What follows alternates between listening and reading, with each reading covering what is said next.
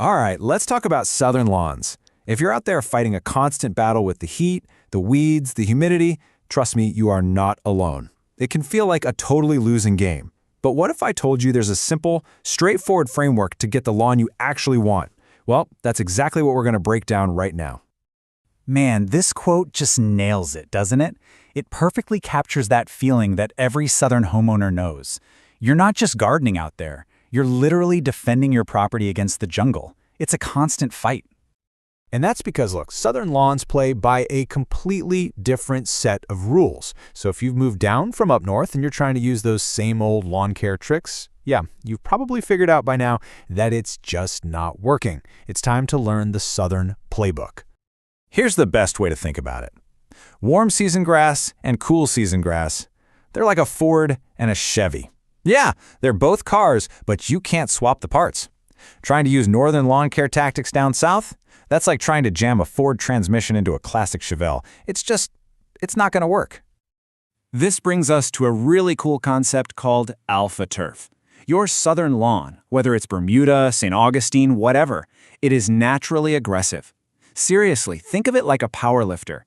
It was bred to take ground and literally choke out the competition. And just like a power lifter, it needs to be fed, it needs fuel to build that muscle and dominate. So, to really get this right, you've got to change how you think about it. This is not about a checklist of chores. It's about building a relationship with a living, breathing thing, and learning to understand what it's trying to tell you. And the goal really is to get to this point, where you can truly learn your land. You start to develop this instinct for what your lawn needs before a problem even shows up. It's all about observation, not just blindly following a schedule. So how do you do that? Well, you just start paying attention. You start asking questions. After you mow, what does it look like 3 days later? On a really hot day, do you see some spots turning a weird, dark, bluish-gray color? That's your lawn telling you it's thirsty. How does it green up after a good rain? These are the clues your lawn is giving you every single day. Now, I get it. Observing can feel a little vague. But don't worry. There is a simple, data-driven secret that takes all, and I mean all, of the guesswork out of it. It's the secret code that tells you exactly when to do everything.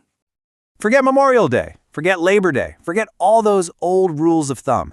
The single most reliable guide for your lawn isn't a date on the calendar. It's the temperature of the soil right under your feet. The weeds use it as their trigger to grow, and you should too. And this simple timeline, this becomes your strategic roadmap for the entire year. It's so simple. As soil temps are rising past 55 degrees in the spring, boom, that's your signal to put down a pre-emergent to stop crabgrass. Once they cross 70 degrees and are still climbing, it is go time for summer fertilizing. And then on the back end, as the temps fall back down through 70 in the autumn, that's your window for the fall pre-emergent. That's it. It's that easy. Okay, so you know when to act. But what do you act with? Let's break down the 3 basic product categories. We're not talking about specific brands here, just the purpose of each one. First up, pre-emergent. Just think of this as a force field for your lawn. You spread it out, and it creates this invisible barrier at the soil surface. When a weed seed tries to sprout and hits that barrier, it's game over. This is you playing offense, stopping an invasion before it can even start. Next is fertilizer. So with your force field up, this becomes the fuel. This is the high-protein diet for that powerlifting alpha turf we were talking about. This is what gives it the strength it needs to spread out, get thick, and choke out any competition that tries to sneak through. And finally, we've got biostimulants.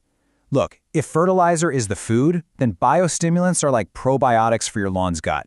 They make the soil itself healthier, which means your lawn can absorb all that good fertilizer way more efficiently. It just makes everything else you do work even better. So, you've got the strategy, you've got the toolkit, but there is one last thing we need to talk about. And honestly, it's the single biggest thing that stops people from ever even starting. This question right here. We have all been there. It's the fear that absolutely paralyzes us. You look at your neighbor's perfect lawn, you look at this big bag of fertilizer, and you're just terrified you're going to make some giant, ugly, expensive mistake. But here's the honest-to-goodness truth. It is not that hard, and modern products are pretty foolproof. If you just read the label and follow the instructions, the risk of burning your lawn is so incredibly low. You just have to give yourself permission to try. When it comes right down to it, the biggest thing stopping you from having a great lawn isn't a lack of knowledge or some special skill. It's just the fear of messing up. I promise you, once you push past that and put down that first application, you'll realize how easy and, honestly, how rewarding this can be. You have the knowledge, you have the strategy. The only thing left is to get out there and take action. So trust the process, trust yourself, and get ready to have the best lawn on the block. Now go on, throw her down.